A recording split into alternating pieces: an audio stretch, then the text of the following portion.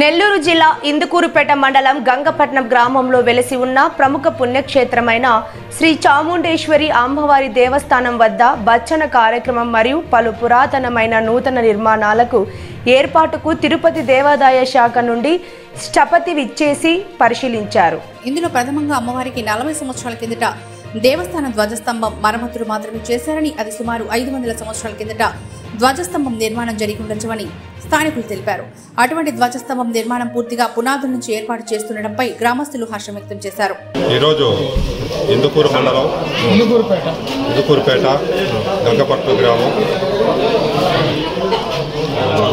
చాముండేశ్వరి అమ్మవారి దేవస్థానం నందు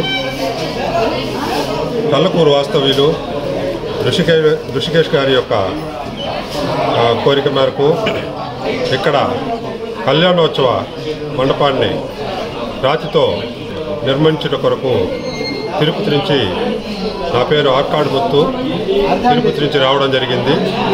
పూర్తిగా వచ్చేసి ఇది వరకు సున్నపు కట్టుడు చెక్కలతో లాదుతో ఉన్న యొక్క మండపాన్ని నిర్మించాలని చెప్పి, రాతితో నిర్మించాలని చెప్పేసి పూర్తిగా 500 సంవత్సరాలకి జీవితకాలం ఉండేటట్టుగా, మన్నన కలిగేటట్టుగా నాణ్యతతో నిర్మించాలని చెప్పేసి ఋషికేష్ గారు తలంపు మేర ఈరోజు ఈ గుడికాడికి రావడం జరిగింది. ఇక్కడికి వచ్చిన పిదప ఈ గ్రామంలో వారు కాలభైరవుని యొక్క గుడి, గంగమ్మ యొక్క దేవస్థానము మరియు ధ్వజస్తంభాన్ని కూడా మార్చాలి అనే ప్రతిపాదనను తీసుకొచ్చారు. వారి యొక్క ప్రతిపాదన మేర మేము అంచనాలు తయారు చేసి ఈ గ్రామస్తులకి అందించడం జరుగుతుంది.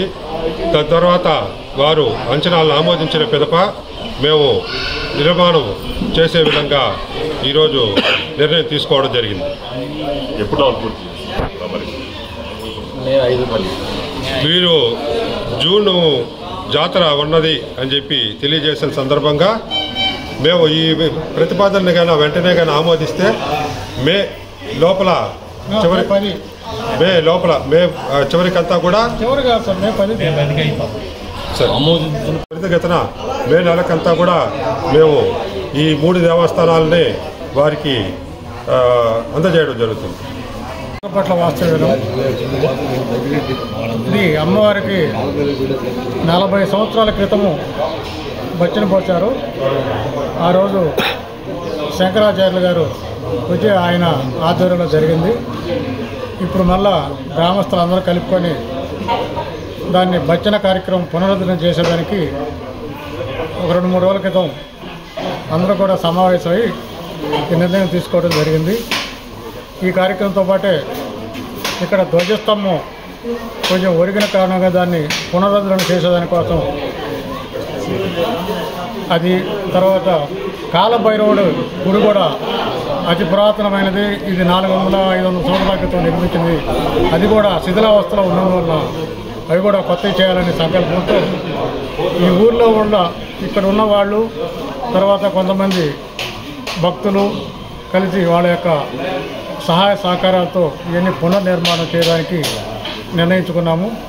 దీనికి తిరుపతి నుంచి తప్పతలు తీసుకురావడం జరిగింది. ఇక్కడ టెంపుల్ ఎండోమెంట్లో ఉంది కాబట్టి మేము ఎండోమెంట్ ఆఫీసర్స్ యొక్క వాళ్ళని సంప్రదించి వారి ఆజ్ఞల మేరకు, వాళ్ళ సలహాల మేరకు తగు నిర్ణయానికి తగు ఉత్తర్వులు పొంది మేము ఈ కార్యక్రమాన్ని ఒక వారం రోజుల లోపల మొదలుపెట్టి మే 10వ తేదీ కల్లా పూర్తి చేయాలనే ఒక సంకల్పంతో మేమందరం కూడా ఇక్కడ ఉభయకర్తలు అందరం కూడా ఏం చేసినాము అంటే, మాకు మే 17వ తేదీన జూన్ జాతర కార్యక్రమం, అంటే అమ్మవారి తిరునాళ్ళు జూన్లో వస్తుంది. దానికి ఒక నెల రోజుల ముందు 17వ తేదీ జూన్ జాతర కాబట్టి మే 10కి పూర్తి అయ్యే పక్షంలో ఈ వారం రోజుల లోపల మనం ఆ కార్యక్రమాన్ని ఇక్కడ మనం ఆవిర్భావం చేసుకొని, పూజా పునస్కారాలు చేసుకొని, అంకురార్పణలతో పాటు అవి అందించేదానికి ఇవి ఎట్టికేలకు మే 10వ తేదీకి పూర్తి చేయాలనే సంకల్పంతో అమ్మవారి కరుణా కటాక్షాలతో పూర్తి ఏర్పాటు చేసినాం. ఇదన్నిటి కూడా మీ అందరికీ తెలియదు.